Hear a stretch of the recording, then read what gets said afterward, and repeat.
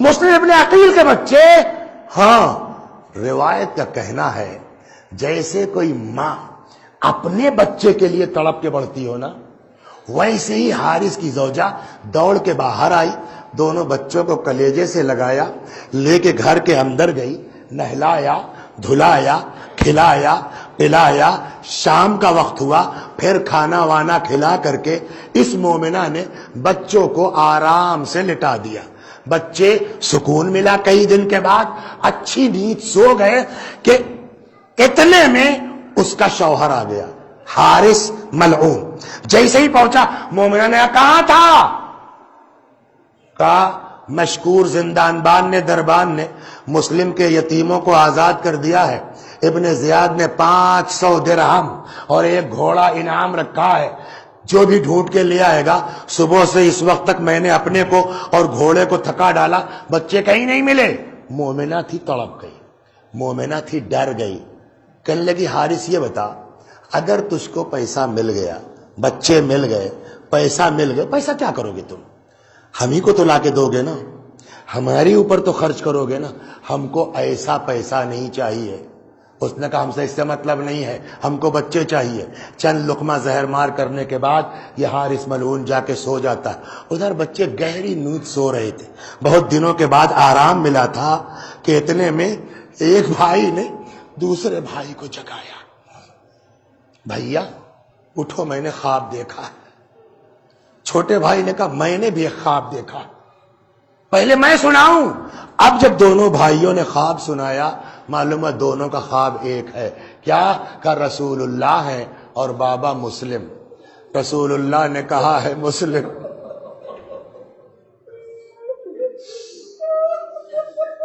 یا اللہ ان آوازوں پر رحمت نازل فرما.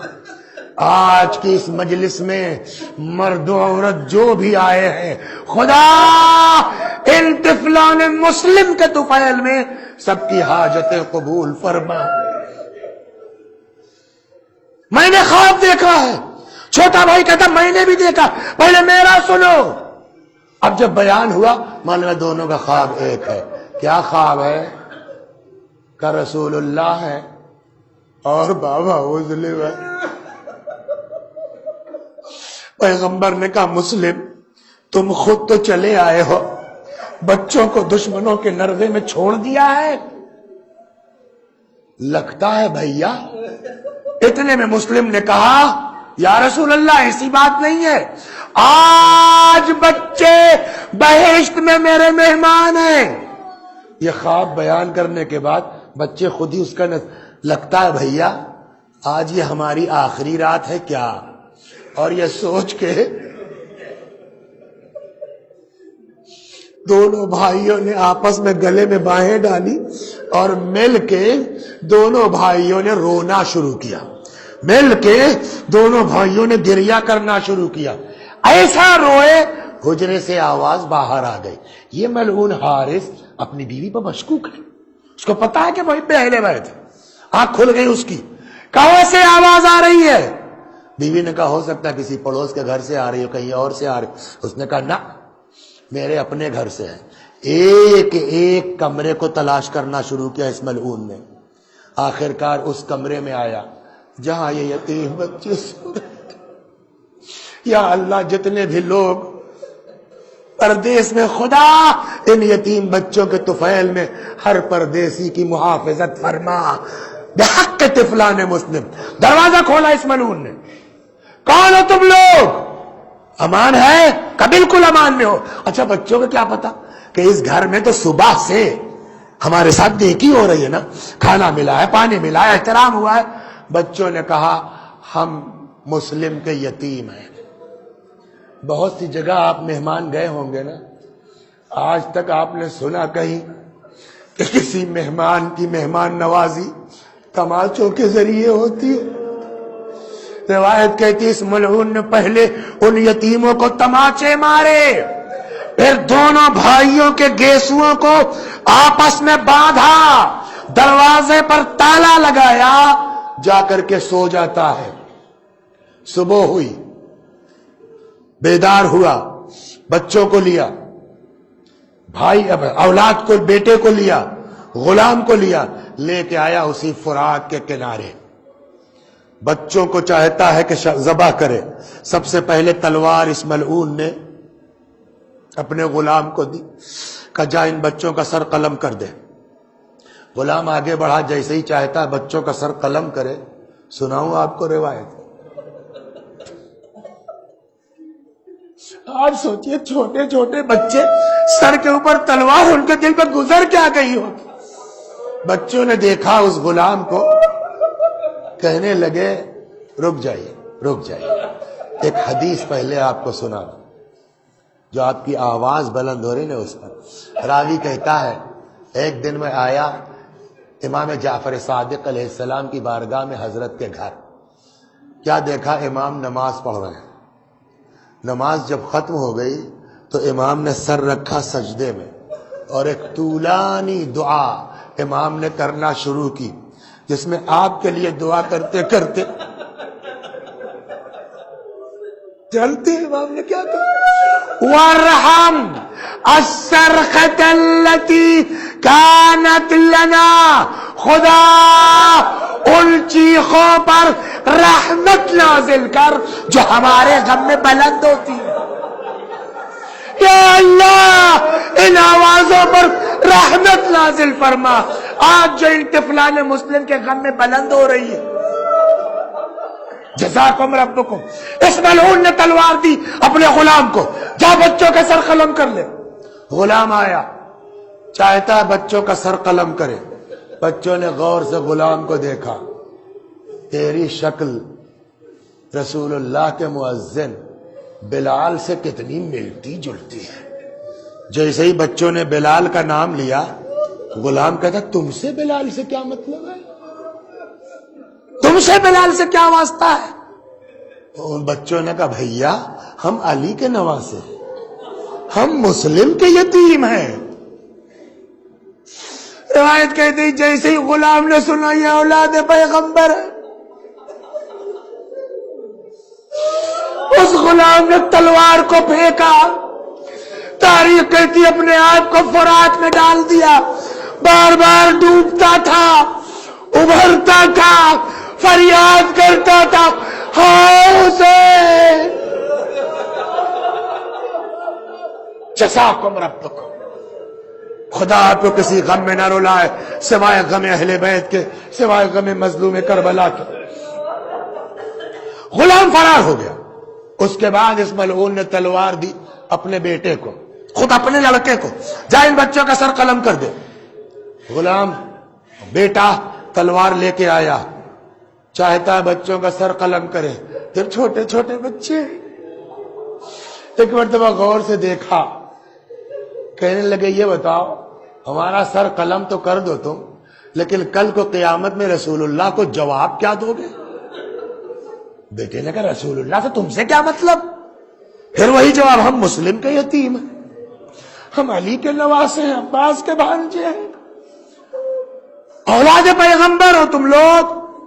روایت کہتی ہے بیٹے نے بھی تلوار پھینکی، ایک طرف کو بھاگا. بعض کتابوں میں اس نے بھی اپنے آپ کو فرات میں گرا دیا. اب حارث کا سوچیے غصہ کہاں پہنچا ہوگا. چیخ کے کہتا ہے باپ کی نافرمانی کرتا ہے. اس نے وہیں سے کہا سن، اولاد رسول کے قتل کے لیے میں تیری اطاعت نہیں کر سکتا. بچہ ایک طرف کو بھاگا. اے ماؤ اب اپنے سینے پہ ہاتھ رکھ کے بیٹھو. جن کے سینوں میں باپ کا دل ہے ان سے کہتے اب یہاں سے سنو میرے بھائیوں، پڑھنا اور ہے، سننا اور ہے. آدمی ذرا ذہن سے سوچے اس وقت ان یتیم بچوں کے دل میں گزر کیا گئی ہوگی.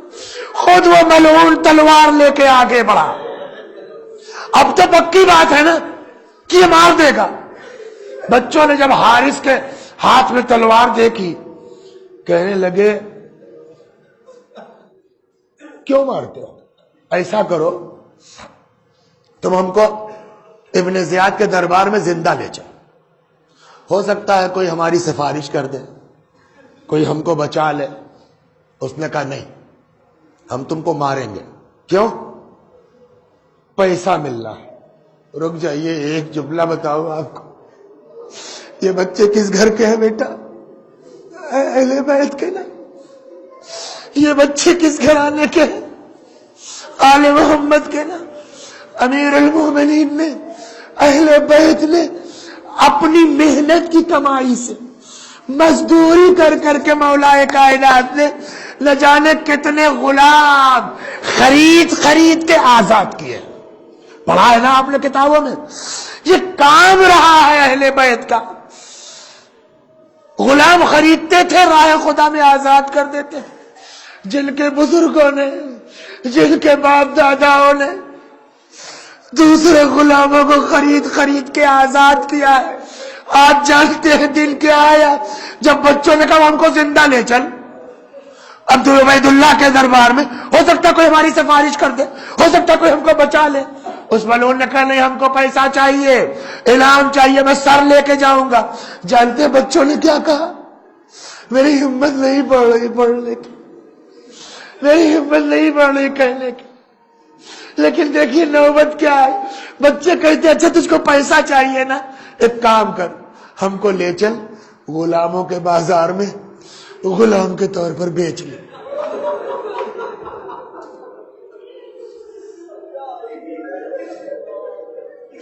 ہم کو لے چل غلاموں کے بازار میں، غلام کے طور پر بیچ لے. پیسہ ہی چاہیے نا، مل جائے گا پیسہ تجھ کو. اور کہا نہیں ہم تمہیں قتل کریں گے. بس آخری بات پیغام دے کے جا رہا ہوں. مجلس تمام ہوئی. بچوں کو جب یقین ہو گیا کہ یہ ملعون ہم کو شہید کر کے رہے گا، یہ ملعون ہم کو قتل کر کے رہے گا، جانتے ہیں بچوں نے کیا کہا؟ یہ درس ہے ہمارے تمام نوجوانوں کے لیے. بچوں نے کہا اچھا اگر تو مارنا ہی چاہتا ہے تو ہم کو اتنی مہلت دے دے، دور کر نماز پڑھ. بچوں نے 2 رکعت باز کے طور 4 بچوں نے نماز. مگر جانتے اس ملعون نے طنز کیا اس پر بھی. کیا طنز کیا معلوم ہے؟ کہتا ٹھیک ہے جاؤ، اگر نماز بچا سکتی ہے تو پڑھ لو. بچوں نے نماز پڑھی. اب یہی وہ جگہ ہے میں نے کہا دعا کیجئے. بچوں نے جب نماز پڑھ لی نا، ہاتھ اٹھایا، ایک جملہ صرف خدا سے کہا، خدا ہمارے اور حارث کے درمیان تو فیصلہ کر. یہ دعا یاد رکھیے گا. خدا نے کتنی تیز قبول کے، رو چکے آپ لیکن اس کو سن لیجئے. خدا ہمارے اور حارث کے درمیان تو فیصلہ کر. آگے بڑھا، چاہتا ہے سر قلم کرے ایک کا، کہتے ہیں تب تک بڑا بھائی آ گیا. رک جا کیا ہے کہ پہلے مجھ کو کیوں؟ یا اللہ ہماری قوم میں ان یتیموں کا واسطہ ہے، وہی محبت دے دے بھائیوں میں جو مسلم کے یتیموں میں تھی. پہلے مجھ کو کیوں؟ کہ جب ہم مدینے سے چلے تھے اماں نے بھیا کہا، میرے ہاتھ میں دیا تھا، کہا تھا بیٹا اپنے بھائی سے خبردار رہ. ماشاءاللہ خدا ان آوازوں پر رحمت نازل کر. اس ملعون نے دونوں بچوں کے سروں کو جدا کیا، دونوں بھائیوں کو ذبح کیا، لاش کو فرات میں پھینک دیا. آپ رو چکے، مجلس ہو چکی نا، اب ضرورت نہیں ہے.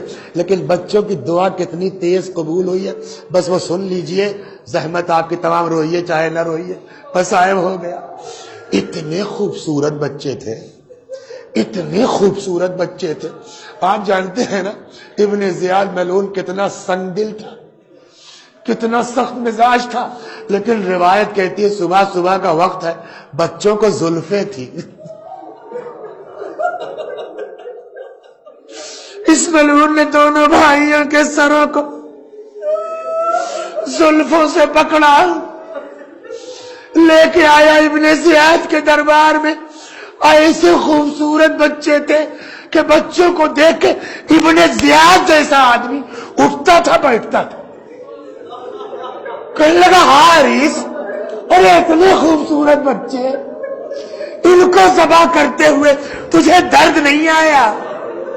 میں نے زندہ کہا تھا کہ مار کے کہا تھا. اب سنیے بچوں کی دعا کتنی تیز قبول ہوئی. روایت کہتی ہے کہ ابن زیاد نے اپنی پوری قساوت قلبی کے باوجود اپنے درباریوں کی طرف متوجہ ہوتا ہے، کہتا ہے اس پورے مجمع میں کوئی ہے جو جا کے اس حارث کو وہی قتل کرے جہاں اس نے ان یتیم بچوں کو ذبح کیا؟ ایک بندہ خدا اٹھتا ہے، حارث کا ہاتھ پکڑا اس نے، پہلے تو اس نے کوفے بھر میں گھمایا اس ملعون کو، اب سمجھ میں آیا خدا نے کتنی تیز ان بچوں کی دعا قبول کی ہے۔ بچوں نے کیا کہا تھا؟ یا اللہ ہمارے اور حارث کے درمیان تو فیصلہ کر، ہے نا؟ کتنی تیز خدا نے سنا۔ کہتے مومن اٹھا، ہاتھ پکڑا حارث کو، کوفے کی گلیوں میں پھرایا، جو کوئی یتیم بچوں کا قاتل دیکھنا چاہتا ہے آ جائے۔ اس کے بعد لے کر کے آتا ہے وہاں جہاں اس حارث ملعون نے بچوں کو ذبح کیا تھا۔ بس مجلس ہو گئی۔ ماؤ جن کے سینوں میں باپ کا دل ہے، اپنے سینے پہ ہاتھ رکھو۔ اس مومن کا جملہ سناتا ہوں، مجلس تمام ہے۔ وہ کہتا ہے جب میں حارث کو لے کے آیا اور اس نے بتایا کہ میں نے یہاں بچوں کو ذبح کیا، وہاں کیا دیکھتا ہوں؟ ایڑیوں کے رگڑنے کے